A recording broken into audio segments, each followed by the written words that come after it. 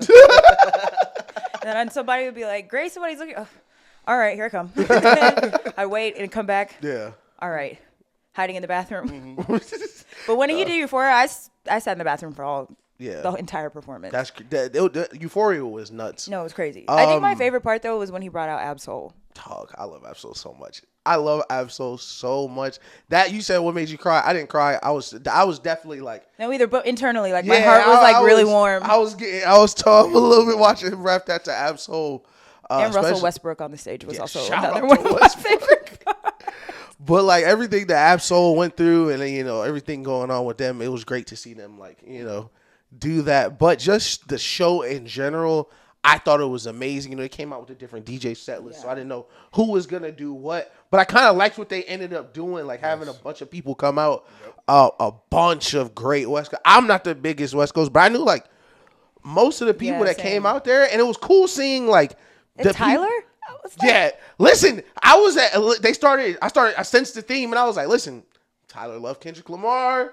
Tyler from California, like it do line up, but it was great to see. I mean, Remble, Jay Worthy, Tyler, of course, Steve Lacy was great. It was a great vibe for sure. It was funny they brought out Tyler and Steve Lacy back to back, but yeah, that was calculated. My only qualm was that I kind of wish that they only let black people in. I don't know if you need to edit that out, but I just really think that like it was Juneteenth, so and they kept painting the camera to like all these like non-blacks. Yeah, and I kept hearing the N-word very clear. Yeah. Well, like I mean, when we get honest about LA, like there's a lot of who's in LA. It is a lot of essays out there. Shout out to all my pot. essays. Yeah, so like that is what's out there. And on top of that, like the concert ticket is a luxury item now, so you're only gonna see people that are that can afford it. That can afford it, and like that's a ticket, like $1,600-$1,700 on a ticket, and that's that crazy. was the face value. So after you actually paying the fees, you paying $2,000 for that ticket. Who really has money just sitting around at the disposal? Yeah, so it's like you're gonna. That's what you're gonna see. It's like a mix of everybody. You can't like. I would have liked to see like a. And he might have did this because Kendrick do shit in silence, but I would have liked to see like them give out 1,000 tickets to like just niggas in Compton type shit. Yeah, that would have been cool. That would have cool. just got to go to the concert. I'm pretty sure they did because T knew a ton of people there. Like, it was definitely more. It was definitely a lot of like regular niggas there, but I don't think they were in like the crowd type section. I think they were a lot of people, because especially you saw at the end like a bunch of people, just not even just the artists that came on stage, like they were all tucked off in one little section. Like Top Dog was there, like right behind Whitney, right behind Dave Free. Like all did y'all see SZA there in disguise? SZA, I'm telling you, SZA might be one of the funniest people on earth, bro. Because why are you wearing a disguise and then taking a picture of yourself in the disguise and posting after? it? Like you could have just wore a regular outfit. You're not in disguise. If we don't know what you look like. Yeah, you can see that BBL from a mile away. And even if we didn't, you posted it out. Like if I was at the show, I was like, man, she looked like SZA, and I wasn't sure. Like you confirmed it when I got home. Like, oh shit, that was SZA. Like, she's such a liar. Like she's so funny.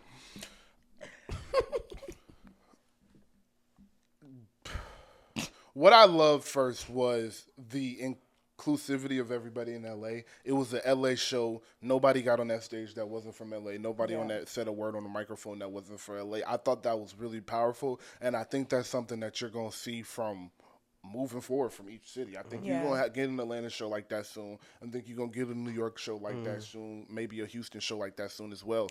I don't know how I feel about that here, though, right now. Right now, no. I'm not saying this is something you're going to see like tomorrow. They should do it when Young Thug gets out of jail. Yes, like, I'm saying that's literally the perfect time to do it. Yeah. But I do think you're going to start seeing these type of coast concerts together, and I thought that was just beautiful to see.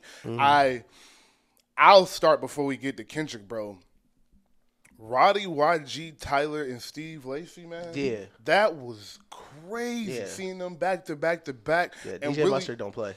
Really feeling like, damn, like Mustard really him. Like I see why you would feel the way you do about them if you lived out there. Because when they go out, that's all they hear. We hear it when it's in the moment. But, like, they never stop hearing Who Do We Love. They never stop hearing Big and Back Being Bull. They never stop hearing The Box. So when you hearing that on a consistent basis year after year, it makes sense why they garner those reactions. But the reaction Tyler got warmed my heart. I was like, dog, this nigga the reactions he's been getting the last few years have made me, like, really happy. This nigga has come so far, bro. Like, he's really a fucking superstar. And then the undeniable hit of what's your name, like having an undeniable hit, like I think that is so cool as an artist where you can be like, no matter what's going on in this concert, no matter the energy of the concert, when this bitch come on, I'm gonna get this reaction every single time, and he got that in what's your name. It was crazy. I'm not a big WWE nigga. Thank God Chris is here, so we don't get a WWE story.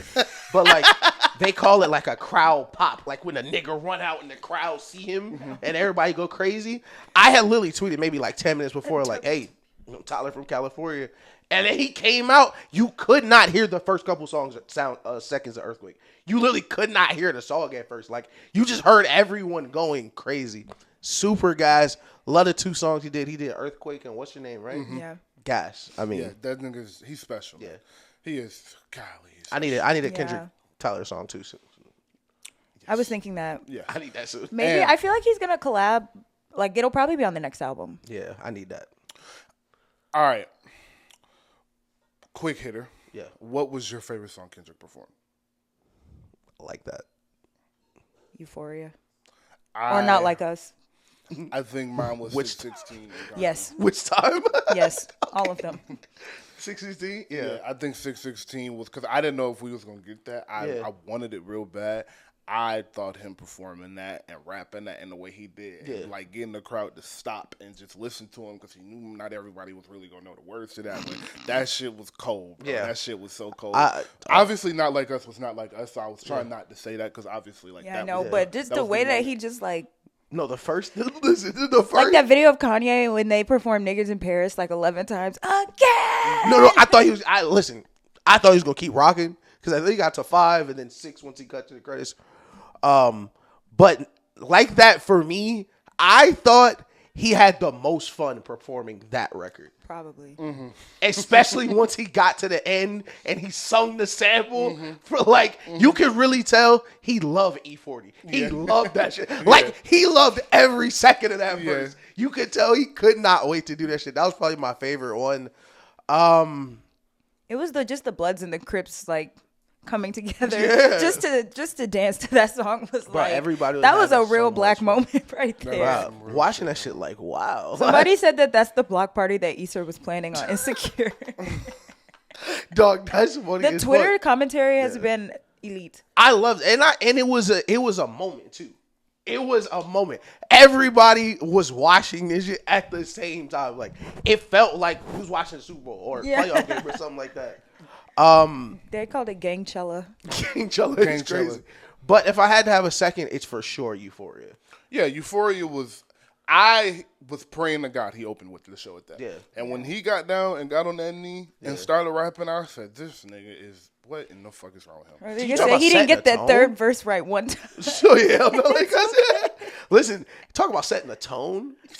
You talk about that's real hatred. Tone, bro. Setting the tone, bro. It looked beautiful. It was all red. All red, like a crime scene splattered him everywhere. Like, are we in hell? But what I really took from it was just the mentality of Kendrick. Yeah. The way he never got too high or too low throughout the performance was something that was very impressive to me because I know he's a big Kobe fan. And it reminds me of Kobe, like when he was on the court and he could be up 20, down 20, tie ball game in the first quarter 0-0, and he was the same. He was the same even killer throughout the same. And that reminded me of Kendrick throughout this performance was like, from Not Like Us to Money Trees to God, Win, to any song he performed, it was the same energy throughout. Whether it was his hyper song or just the mellow song, he performed it with the same conviction, the same vigor, and that was impressive in and itself for me because it's very easy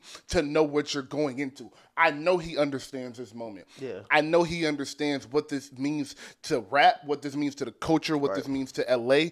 And the fact that he was able to just settle his nerves and perform that surgical for an hour and a half, 2 hours with his niggas around, with his babies around, with his wife around, everybody he grew up with, his artists, niggas, his peers, everybody looking at him, all eyes on him, waiting for this moment. Because as we were talked about that was fucking Monday. As we talked about on Monday. That might be my phone. Oh, okay. As we talked about, hold on, I can cut this. It's okay. It's okay. I got it. That alarm gives me trauma. But as we talked about on Monday, Kendrick ain't said shit. Yep. So this is the first time we have heard Kendrick's opinion, perspective, anything from his point of view. And he still hasn't given us the clickbait moment. He still hasn't given us that nigga thought he was playing with the wrong. I'm the fucking boogeyman. He could have said so many things that would have been the clip Complex could post. That would have been the clip we could post. That would have been the clip everybody could post and get. It still has been all about rap. Yeah. It still has been all about the music, his city, LA. I love my city. I'm a real nigga, and I love my gang. That shit from that perspective is that. See that is we're gonna talk about the songs later and how they rank. But I completely agree, and it's so funny we be here because watching him perform Euphoria and like why I feel like Euphoria is like creeping up into like my favorite song, Into the Beef, is pure bag work.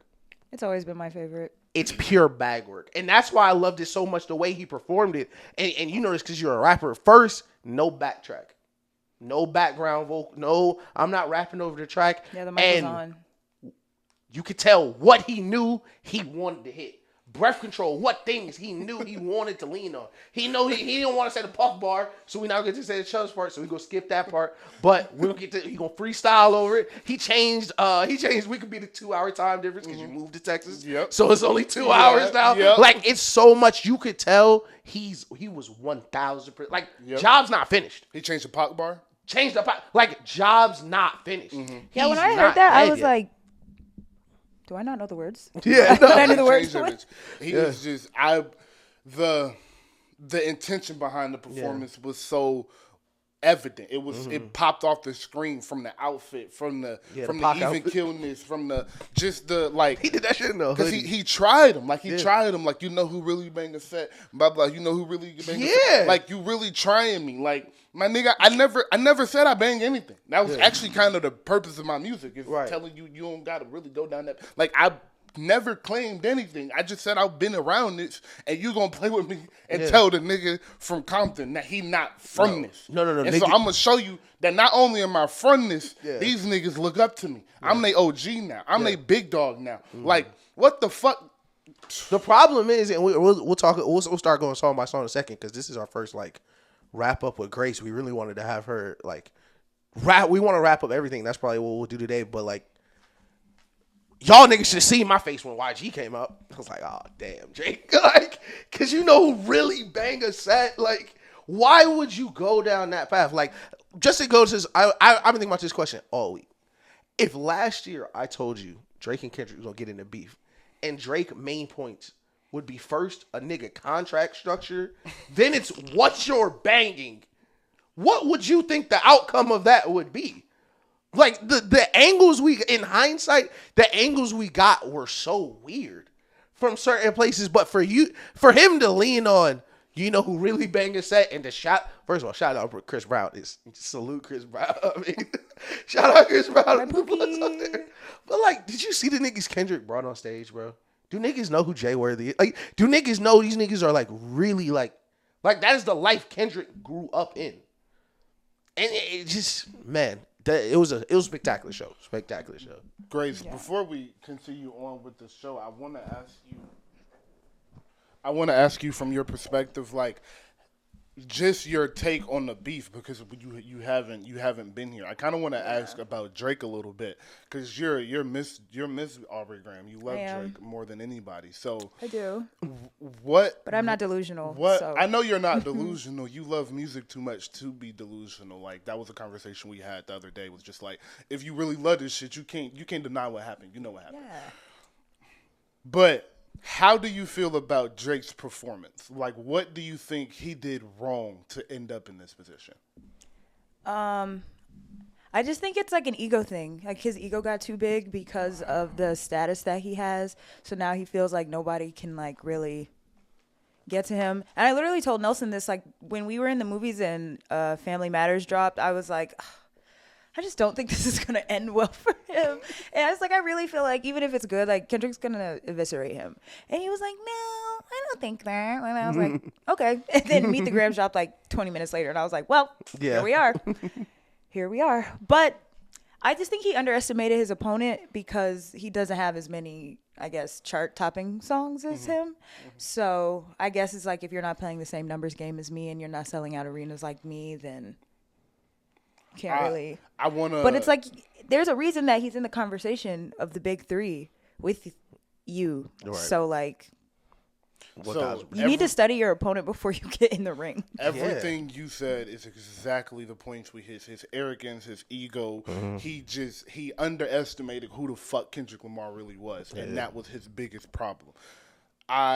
You called it the ego, and I came to the realization that I think, and I want to get your opinion on this. I think he thought the internet was his friend.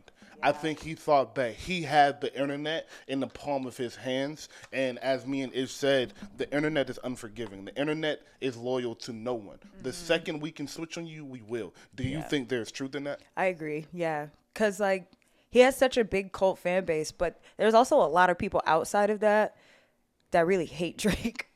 And yes. The people that, if you're a Kendrick Lamar fan, like the amount of people that just ride for Kendrick, and also just Drake's antics that have been kind of corny the last few years have made like a lot of black people be like side eye. So it's like he forgot what and I'm not gonna say he did, but it feels like he forgot the essence of rap and who controlled the feeling. No pun intended. That's hard. And who controlled the feeling of rap. Like, he seemed like, he was like, yo, I can do no wrong. This nigga really can't fuck with me. And because I've been so big, I got so many hits, my albums have sold like this, I can Drake my way through this. Yeah. Because that's what he did. Right. He Draked his way through it. It was no real raps. It was elementary style school flows. It was all of the shit that niggas complain about in his music nowadays. It was all of that shaped in about it. And I still feel like Family Matters is one of Drake's 15, 20 greatest songs. I think that I'm not mad at that at all. I think that shit is nuts. I do feel that way. But also I think, sorry not to cut you off, I feel like people do kind of need to give Drake some credit though, because anybody else would not have lasted that long in that beef. And then also, like, I was getting tired of the 20v1 narrative, but, like, I get it. Kendrick wasn't really beefing with anybody else, so he didn't really have to call anybody else out. And also, Drake is kind of one of those people that, like, he just can't really win with the internet. Because it's like, if all these people double down on the second album to diss you and you don't pay them any mind, it's like, oh, you're a bitch. So, yeah. But I just really wish that we could have gotten, like, one solo song that wasn't distasteful of him directly addressing Kendrick. See, that's my biggest thing in hindsight, looking at just Drake performance in the battle wise. How we got 6 minutes of Kendrick. This is total from him. Like I listen. I can't listen to the hard part 6. Not with a straight face. I haven't listened to that since it dropped. But even if I were to include Tailor Made, you get last 2 minutes on Family Matters. You get a couple bars. First 3 minutes and last 2 minutes. Yes, for the first verse. A little bit on the first verse, because the first verse is a lot. It's a weekend. There's a bunch of niggas in there. But like, just where I feel like he's just focusing on Kendrick, we didn't get a full Kendrick until it was too late. And on there, I mean, I don't even want to talk about that. But I think what you said is right with him trying to Drake through it. Like, niggas kill Meet the Grams, but it's you can't keep dropping the same song. Like what Kendrick did, what was so awesome was. And why do you not have this many songs ready? If you've been waiting for this beef for this long, why do you only have one song? No, he planted the information though. And it is very obvious that Family Matters was the red button, and that's okay. Just take the L. But why would you double down on it and go out? And I hate that You're too. Embarrassing and me. I haven't been the truth nigga, and I'm never gonna be the truth nigga in either side of the beef. But your red button can't be the lie. Like, your red button can't just be to say some crazy shit. Like, just keep rapping. If your red button is to lie, be prepared for the nigga to keep going. Like, I was listening to Red Button as I pulled in here today. I was like, man, Red Button is such a crazy song. Like, was he in there just thinking, like, oh, I can't wait to lie on this nigga? Like, what was the Red Button game plan? Because it feels so, and on Tailor Made Freestyle, which I'll go to my grave hating, but it's so ironic listening to some of the words that he's saying, because he ended up talking to himself. Like, he said this was his plan. You drew up the plan on how to lose. Now you walk around like you not in a beat. Like, you're doing everything you laughed at Kendrick for doing for that week for the rest of your career because you just didn't want to lock in.